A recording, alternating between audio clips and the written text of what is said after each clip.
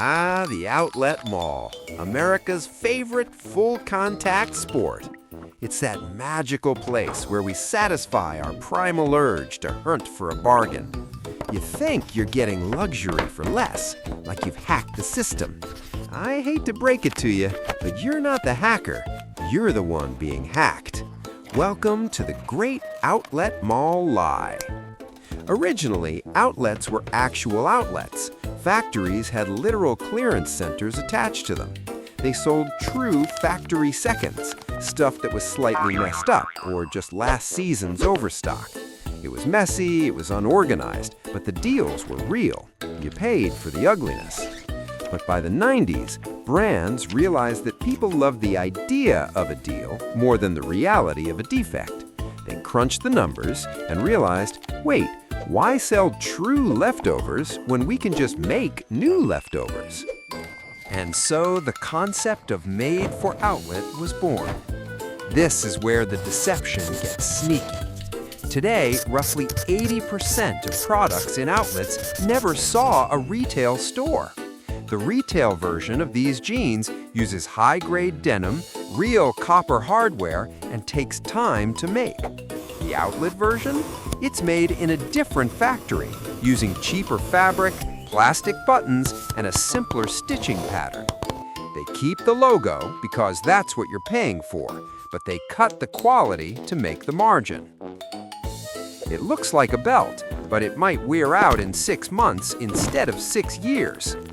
This is a process called value engineering, which is corporate speak for making things just barely good enough that you won't immediately return them. It's the fashion equivalent of an I can't believe it's not butter version of your favorite brand.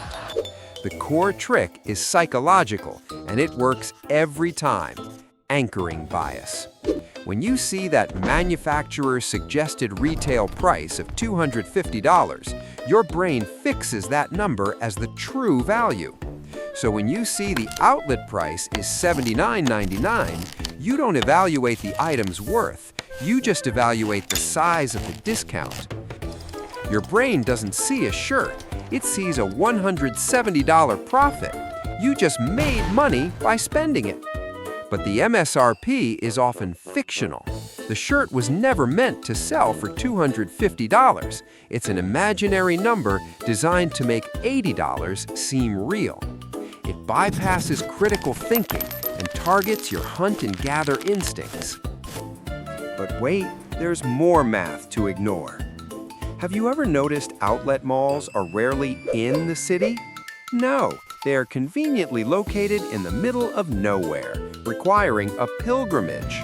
You are making an investment of time, fuel, and toll money just to get there. You've now gamified the trip. Because you spent so much effort getting to the savings oasis, your brain demands a return on that investment. You are not leaving empty-handed after that 2-hour drive. It triggers a psychological sunk cost fallacy. You will find something to buy just to justify the trip. So let's talk about the actual economics here. How can brands afford to sell products at a constant steep discount? They can't. They're businesses. They are not in the charity business of clothing the middle class cheaply. They made a product that was engineered to be cheaper.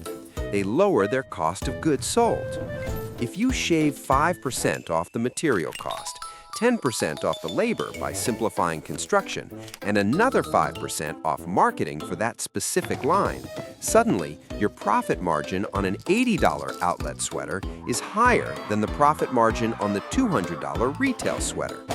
The outlet mall isn't a clearinghouse, it's a secondary parallel revenue stream. It allows them to capture a segment of the market, you and me, that wouldn't otherwise pay full price. They satisfy our need to feel smart, and in return, we willingly accept lower quality goods.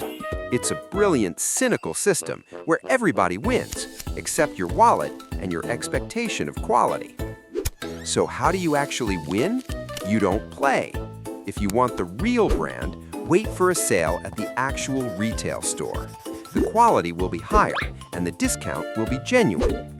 But if you must hunt the outlet racks, inspect the construction, not the fake discount. because that $200 MSRP isn't real. It's just a reminder of who they hope you are, someone easily fooled. For more cynical insights into how everyday things are costing you more than you think, subscribe.